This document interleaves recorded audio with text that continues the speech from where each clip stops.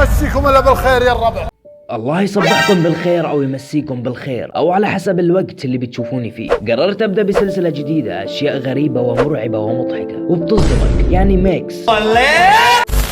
أنا يزن، وقبل أن نبدأ في شيء بيصدمك، ولكن أتمنى أنك تعطيني لايك وتسعدني بالاشتراك، ونبدأ على بركة الله.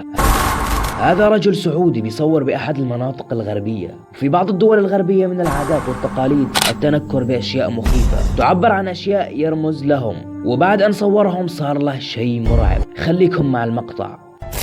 بكلمات الله التامات. لعن جدك جلدني يا ملعون، عليك لعنة الله، والله جلدني الله لا يوفقه. صراحة أنا برأيي كان لازم بيروح بيرفع دعوة عليهم بأي طريقة قانونية، لأنهم لو بيجلدوا أي شخص بيشوفوه هذه كارثة. حسبنا الله ونعم الوكيل فيهم. وخلينا نروح للمقطع اللي بعده. هذا الفيديو بيفاجئ بسبب الشيء اللي بيحبس الأنفاس فيه. هذا رجل ملتهي بهاتفه الجوال وبده يدخل المصعد، ولكن شوف الفيديو كامل.